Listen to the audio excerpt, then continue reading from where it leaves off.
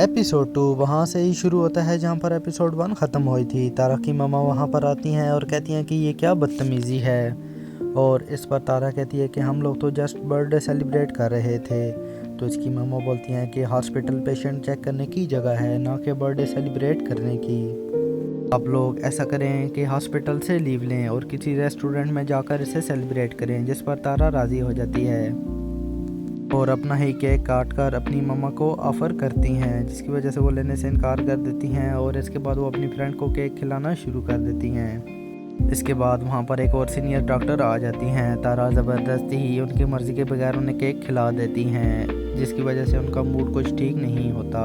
तभी हम लोग देखते हैं चांद को, जो कि तारा के साथ बात कर रहा होता है और उसे बोलता है कि मुझे पिक कर लो, क्योंकि आज मेरे घर में कोई भी गाड़ी मौजूद नहीं है।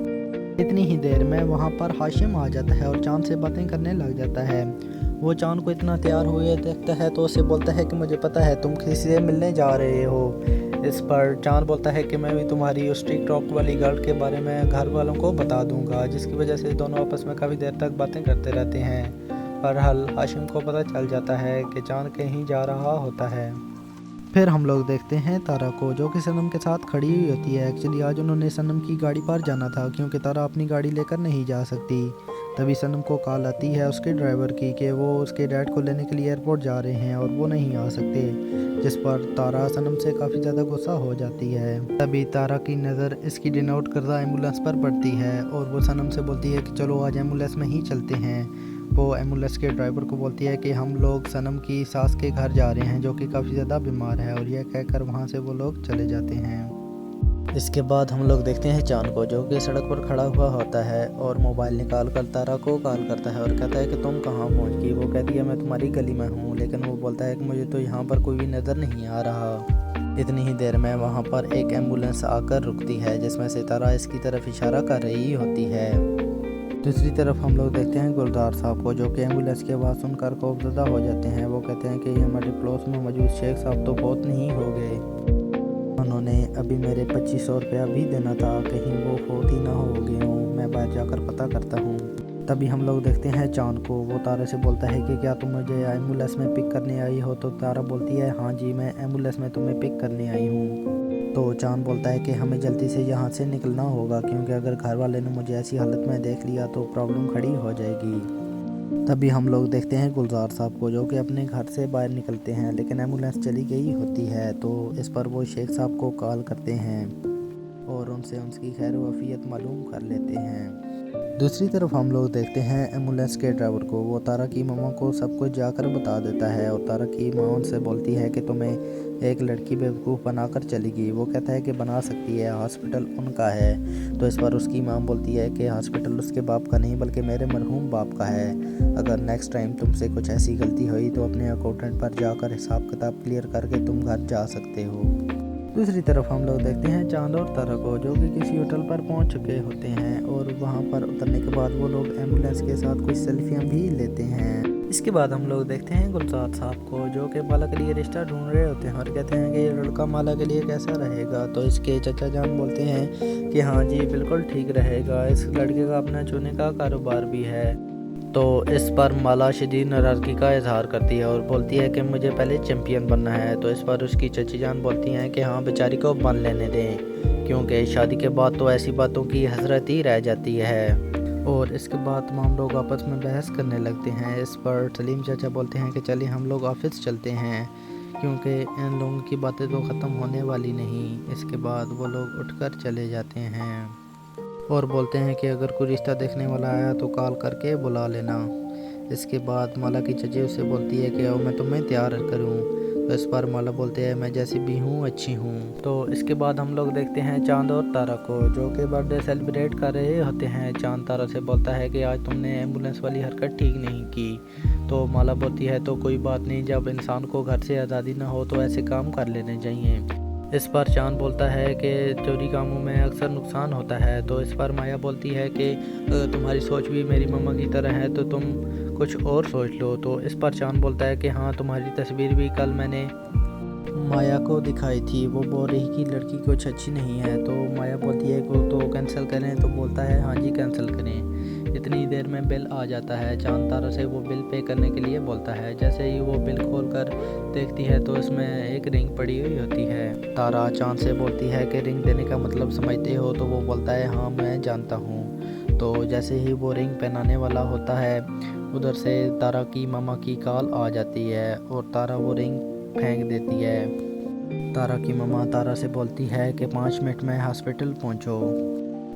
तारा चांद से बोलती है कि ठीक है मुझे जाना होगा क्योंकि मेरी मम्मा बहुत गुस्से में हैं। जाते हुए वो उससे बोलती है कि मेरी रिंग तो दे दो, लेकिन चांद वो रिंग देने से इनकार कर देता है। वो कहता है कि तुमने पहले फेंकी क्यों? तो इस पर तारा बोलती है कि मेरी मम्मा की कॉल आ गई थी और मैं फ्रस्ट्रेटेड हो गई थी, जिसकी वजह से मुझे समझ नहीं लगी। अब जल्दी से मुझे रिंग पहना दो। चांद पहले तो मना करता है, लेकिन तारा का उतरा हुआ चेहरा देखकर वो राज़ी हो जाता है। उसके बाद वो तारा को प्रपोज करता है, विल यू मैरी मी? तो तारा इस पर इनकार कर देती है और फिर खुद चांद को बोलती है कि विल यू मैरी मी? तो चांद इस पर राज़ी हो जाता है और वो तारा को रिंग पहना देता है। इसके बाद हम लोग देखते हैं कि तारा हॉस्पिटल जाती है और अपनी किसी सीनियर डॉक्टर से टकरा जाती है। डॉक्टर उससे बोलता है कि डॉक्टर उमर से अपना चेकअप करवा लें, लगता है आपकी आंखें ख़राब हो गई हैं। इसके बाद हॉस्पिटल में मौजूद तमाम लोग तारा से यही बोल रहे होते हैं कि तुम एम्बुलेंस काफ़ी अच्छी चला लेती हो, लेकिन तुम एक डॉक्टर हो, तुम्हें ये शोभा नहीं देता। इसके बाद हम लोग देखते हैं तारा को जो कि अपनी मम्मा के पास जाती है। इसकी माँ कहती है कि ये सब कुछ तुम्हारी फ्रेंड सनम का किया धरा है क्योंकि मैंने तुम्हारी ऐसी तरबियत नहीं की। तो इस पर तारा बोलती है कि मेरी एक ही फ्रेंड है, आप हर वक्त उसके पीछे पड़ी रहती हैं। फिर इसके बाद इसकी मम्मा कार की चाबी देती है और बोलती हैं कि चलो ठीक है घर चलते हैं। दूसरी तरफ हम लोग देखते हैं कि माला को देखने के लिए लड़के वाले आए होते हैं, लेकिन वो लड़का तस्वीर में और होता है और हकीकत में कुछ और, जिसकी वजह से सब इसके खिलाफ हो जाते हैं। इतनी ही देर में वहाँ पर चांद आ जाता है और बोलता है कि ये माला के लिए एक ऐसा लड़का आप लोगों ने चूज़ किया है। मैं अभी जाकर बाबूजी से बात करता हूँ। अभी हम लोग देखते हैं तारा को जो कि अपनी मम्मा से बार बार अपॉलॉजी कर रही होती है, लेकिन वो मान ही नहीं रही होती। तो तारा बोलती है कि कौन सा मैं किसी लड़के के साथ गई थी। इस पर उसकी मम्मा बोलती हैं कि हाँ यही बाकी रह गया था। तभी हम लोग देखते हैं कि तारा की मोम को किसी की कॉल आती है और वो बोलती हैं कि हाँ मैंने तारा के डैड से बात की थी अशर के प्रपोजल के लिए। मुझे और भी बहुत सारे रिश्ते आए हैं लेकिन मेरा दिल यहीं पर अटका है। तो इस पर तारा बोलती है कि बेटी के दिल का क्या, वो कहाँ अटका है, उसके बारे में किसी को कुछ नहीं पता। तभी हम लोग देखते हैं चांद को जो कि अपने बाबूजी से बात कर रहा होता है। वो बोलता है कि हम अपनी लड़कियों को पंख तो देते हैं लेकिन आज़ादी के लिए आसमान नहीं दे पाते। आखिर कब तक हम इस सोच के साथ जीते रहेंगे? तो इसका बाबू कहता है कि ठीक है, जब तुम्हारी वाइफ आई तो तुम उसको ये आसमान देना। तो इस पर चांद बोलता है कि इंशाल्लाह आप नहीं सब देखेंगे। तभी वहाँ पर इसकी बहन माला आती है और वो ऐसे बोलती है कि तुम आखिर मेरे लिए क्यों स्टैंड ले रहे हो? तो इस पर वो बोलता है कि मैं तुम्हारे लिए कुछ भी कर सकता हूँ क्योंकि ये तुम्हारा बेसिक हक है। तभी चांद को तारा की कॉल आ जाती है। तारा उसे बोलती है कि मम्मा का गुस्सा ठंडा ही नहीं हो रहा उस एम्बुलेंस वाली बात की वजह से। इस पर चांद बोलता है कि उसी एम्बुलेंस में वो डॉक्टर अशर के साथ बिठाकर तुम्हें ब्याह देंगी। तारा बोलती है कि हाँ वो तो उन्हें काफ़ी ज़्यादा पसंद आया हुआ है।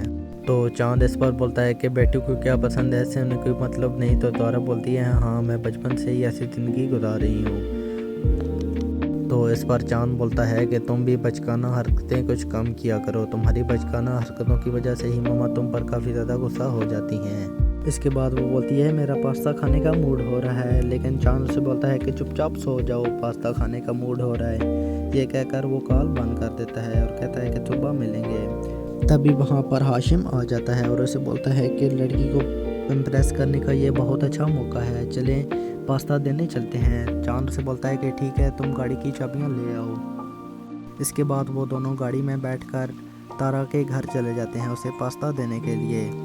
और बाहर आकर तारा को कॉल करता है कि बाहर आकर अपना पास्ता ले जाओ। इतनी ही देर में तारा बाहर आती है और पास्ता ले जाती है और इसे यहाँ से जाने का बोल देती है।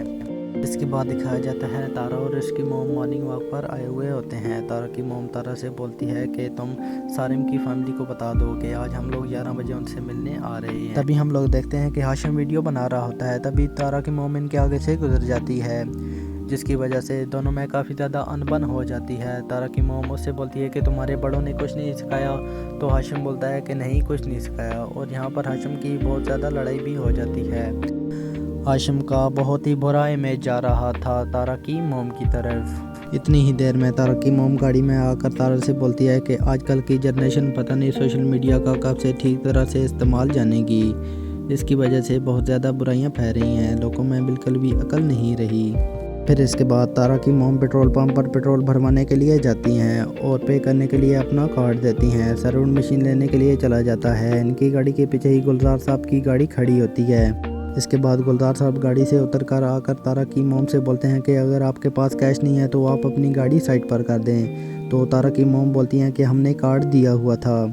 तो वो बोलता है कि जो भी है आप अपनी गाड़ी साइड पर कर सकती हैं, पीछे से इतनी बड़ी कतार लगी हुई है। तारा की मॉम का इस वाक़े के बाद और ज़्यादा मूड ख़राब हो जाता है। इसके बाद गुलजार साहब वहाँ से चले जाते हैं।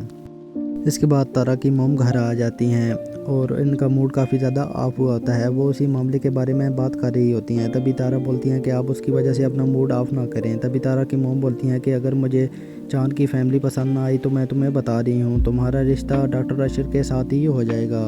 तो इस पर तारा बोलती है कि काइंडली आप अपना मूड तो ठीक करें, आपको इस मूड में कुछ भी अच्छा नहीं लगेगा। और इसके बाद ये एपिसोड यहीं पर एंड हो जाती है।